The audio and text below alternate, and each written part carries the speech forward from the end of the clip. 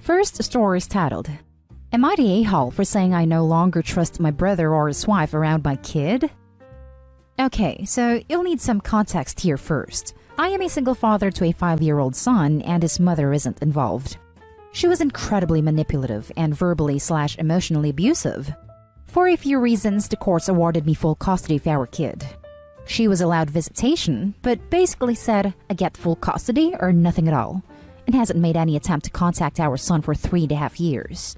To be honest, I prefer it this way. She's a very toxic person who has repeatedly demonstrated an unwillingness to change, and she runs with some people who don't want my son around.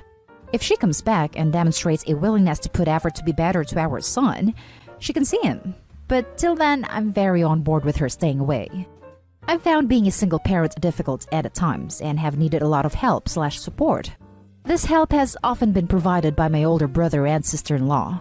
They've done things like taking me to appointments, cared for kiddo while I worked/went back to school, helped with the bills/groceries when I was on my butt financially, paid for kiddo to do activities I couldn't afford with his friends to keep him from being left out.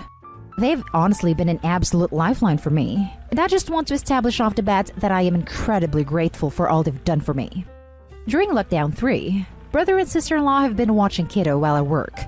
They're both working from home, and they have absolutely refused to let me pay them for it. Well, during this time, my son has been asking more and more questions about his mom, which I've done my best to answer in age-appropriate ways. He's also been getting upset about her not being around more and more. It really sprang out of nowhere. So I was confused until a few days ago when he said Auntie Laura kept telling him things about Mummy, and they were different to things I had told him. I asked what kind of things she said, and I'll spare you the details for the sake of character count. Can clarify in comments. But it was incredibly inappropriate stuff. I'm so angry about this. My kid is upset, and I'm in a very awkward position. My sister-in-law went behind my back.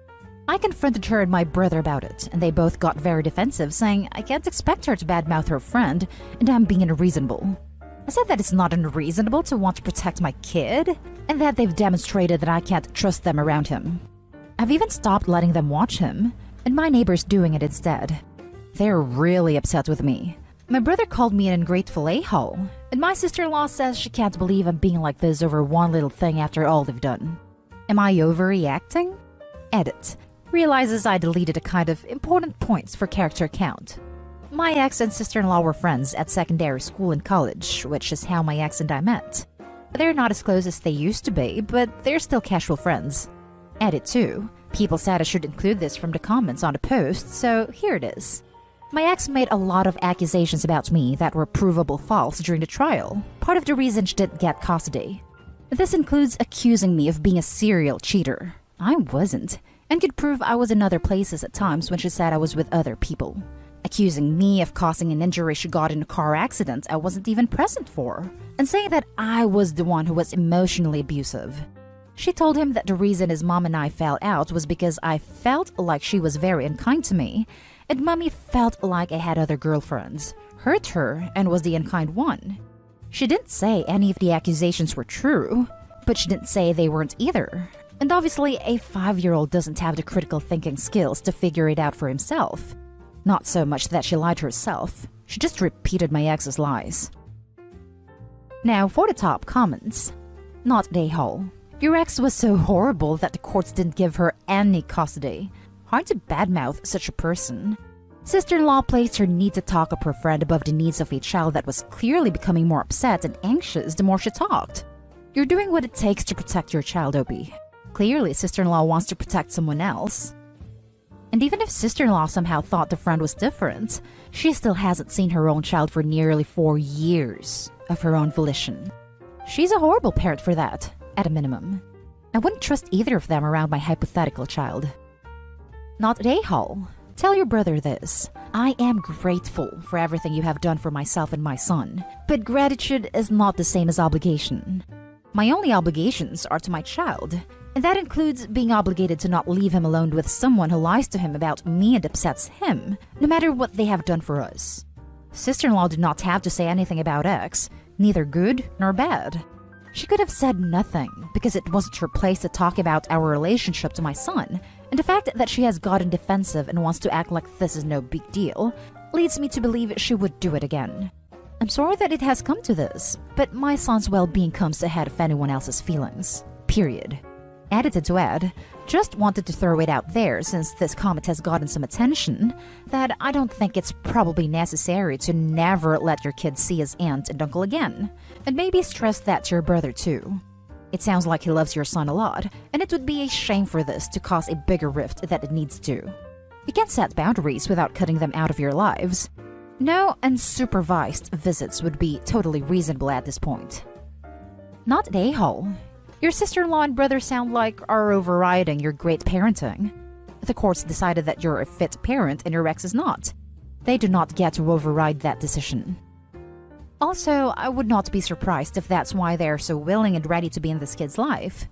Is she feeding information about the son to the ex? I know she hasn't seen him because I'm sure the son would tell. Tinfoil hat theory. If she's really super toxic, could she be using all of this to build a case to get some sort of custody? I don't know if she's changed her mind and now wants to see her son. Saying that other people are the primary caregivers paying for stuff and activities could be a way to prove he isn't fit. Now for the next story. Am I the a-hole for not taking my son to my mother after I found out she has been going through my kid's phone? So, a bit of context. I, 36 female, have never been close to my mother. She was verbally and emotionally abusive, constantly disregarded my privacy and got mad at everything I did. When she found out I was a bi at the age of 17 by reading my messages, she kicked me out. I went no contact for quite a while until I had my son, now 15 male. It took some convincing from my sister and aunt, but I decided to let my mom see her grandson. I don't really talk to her, because I can't forgive everything she put me through. But she's a great grandmother, and my son and her get along very well. On to the story. I was working late, so I left my son to my mom and took off. When I came back to pick him up, I saw that woman going through my son's phone while he was upstairs watching TV. I started screaming and asking what she was doing. She said that she was parenting my own kid, and said that she was being responsible for making sure he doesn't end up like me. I take the phone away from her in an instant and take my son so we can leave. Later that night, after my son was sleeping, I called my mother, screaming at her and saying that she had no right to go through his private stuff, or to tell me how to mother my own child. She got angrier and said I was ungrateful and that she was only trying to help. However, I think I might also be the a-hole because I am refusing to take my son to my mother right now, and I don't know if that's the right decision. By the way, I did talk to my son about this one specific incident, and he also is okay with not going to his grandma. He just doesn't know the story behind me and my mom. Not an a-hole, but at 15, I think your son should know some of the background. He should know what she is like. Couldn't Opie's son also stay on his own instead of being watched? Not an a-hole. All I really needed to read was, she was verbally and emotionally abusive. If your mother was abusive to you, that was more than enough to deny her contact with her child. But you gave her a chance anyway. What she did shows she didn't change at all. It's best that you keep her away from your son. All of this. I know what my mother and aunts did to me as a kid, but it was only 3 to 4 years after we cut contact with them did my kids finally feel safe to tell my husband and I things that happened to them growing up with those evil women. I was angry, heartbroken, and felt so guilty. I wish I knew way earlier to stop it.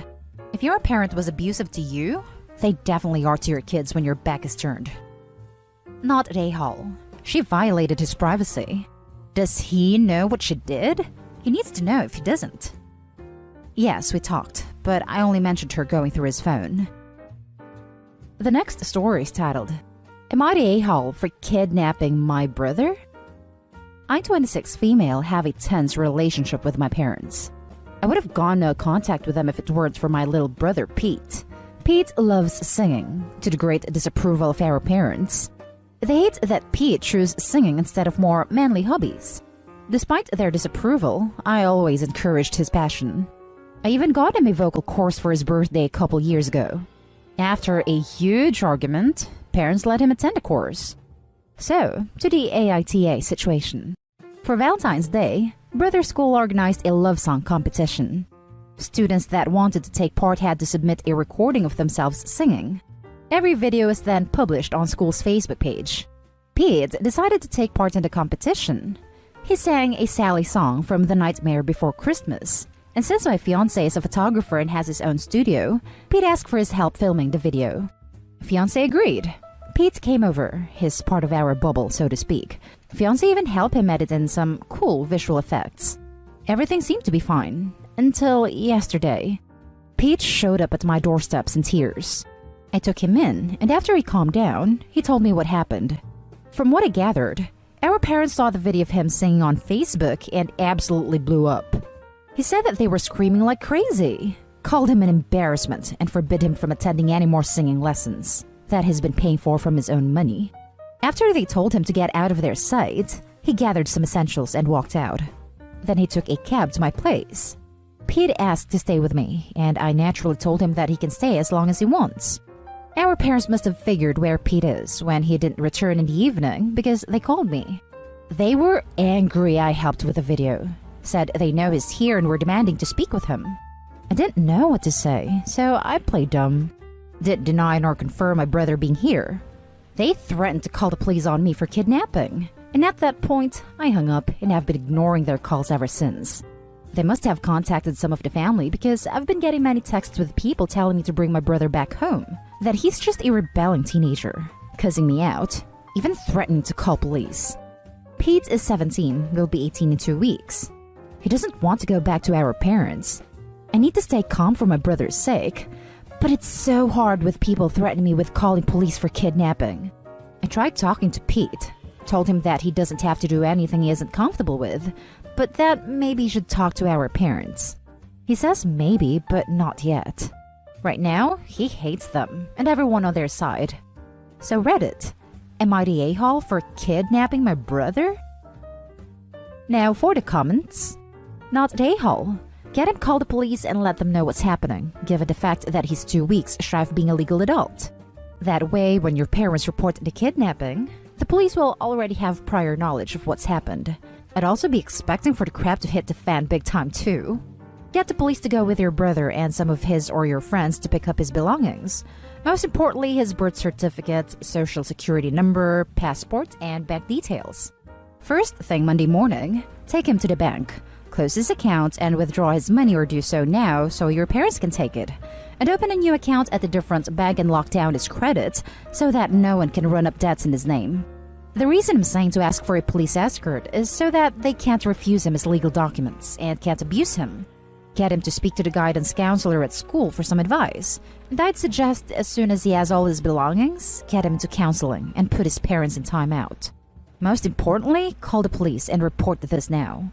I'm glad that he's got 2 people looking out for him, and I wish you all the best. This is a great advice. Thank you. It didn't even cross my mind to take some of the precautions you mentioned. Not an a-hole. He's 18 soon. From that moment, he is free to make his own decisions. I'm glad he has you in his life, but taking on the care of a teenager is very hard. I believe it is, but I'm committed to doing what's best for Pete. He has had it hard already. After reading your comments, I have to chime in. Do not wait to withdraw his money. Just because parents never touched his money doesn't mean they wouldn't do it in the future. They still have 14 days to steal it. As soon as Pete is legal, open a new account at another bank. Do not choose a bank where your parents have an account.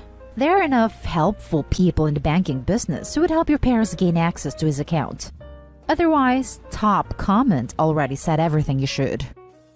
I really don't want to wait, believe me, but it seems like there's no other option. Pete has a limit on his card to how much money he can transfer in 24 hours, so he's unable to empty his account all at once. He'll be able to separate his account from parents once he turns 18. Tomorrow, we'll be calling a bank to find out if there's a possibility to secure his money in any way. Now for the last story. Am I the a-hole for asking my daughter if she was imagining her symptoms? 2 years ago, my ex-wife and I were going through a divorce that was made tough by the fact that our son, then 15, was dying of a brain tumor. I noticed that my daughter, 16 female, has started eating a lot more during that time, always very late at night, but I was too occupied with dealing with my soon-to-be ex always yelling at me, saying I wasn't doing enough to be there for her emotionally, accusing me of abandonment and withholding affection from me, to realize that my daughter was also going to the bathroom to throw the food she ate up. After the dust from the divorce cleared up, I found out about my daughter's bulimia from my ex-wife. My daughter told me she felt like her mind at times compels her to feel like she needs more and more food. After the talk and time had passed with my daughter adjusting to her new normal, I thought that she wasn't throwing up anymore. However, in the past few months, my daughter had admitted to feeling stressed because her mother was crying every day because they were approaching what would have been her brother's 18th birthday. My ex has also been stressed about her underwater mortgage. Yesterday, my fiancé and I had driven up to her vacation home for our planned Valentine's Day staycation. I get a call from my ex-wife saying that my daughter has been suffering from heart palpitations and was feeling faint, so she was admitted to the hospital. A few hours later, my daughter called and talked to me about her symptoms over the phone, saying she felt she was having a heart attack and said that she had started binging and purging again recently. A lot of the symptoms she was talking about I thought could have also been caused by an uptick in negative emotions. My daughter was bulimic before the past couple of months, and she herself said a lot of her physical needs came from her mind first. My daughter then asked if I could come see her soon, and I reminded that I had planned this with my fiancé for a while now. My daughter sounded upset and said she really wanted me here, and I was suspicious that she subconsciously wanted to sabotage any plans I had because she was in an emotional roller coaster over her late brother's upcoming 18th birthday. I asked my daughter if she by any chance was imagining all her symptoms. I reminded her that she had admitted to needing to eat before realizing it was all in her head, and asked if this was another stunt her mind was pulling. My daughter got mad and said she literally nearly fainted and said she couldn't believe I thought she was faking. She then hung up on me. Later, my ex-wife said hospital recommended her to a bulimia treatment program, and doctors said she risked a cardiac arrest if she continued her habits. Am I the a-hole for being suspicious that my daughter was just jealous of my current happiness and trying to get attention for it? From the literature on eating disorders, I saw part of it was about attention. You refuse to believe your minor daughter said she was feeling ill, who has a diagnosed eating disorder. And when doctors did confirm she was risking cardiac arrest, you were asking if you were the a-hole? That you think it has to do with your happiness? Yes, you're the a-hole. Eating disorders are the most deadly mental illnesses due to the heart problems that they cause. And Opie asked if she was imagining her symptoms. Unbelievable. Opie, you're the a-hole. It's nice that the impending anniversary for your son's death did nothing to interfere with your romantic weekend getaway and also being there for your fragile daughter. You're the a-hole. This is where I couldn't believe Opie didn't even think about his son. How does that not affect him too? You're the a-hole. Big time. I would get banned if I said what I wanted to. Hope you enjoy a fake holiday while your child suffers in a hospital. And that's the end of this video, folks. As always, leave a comment and hit like and subscribe. And if you want more of this content, turn your notification on to get updated on the latest videos. And I'll catch you in the next one. Stay safe.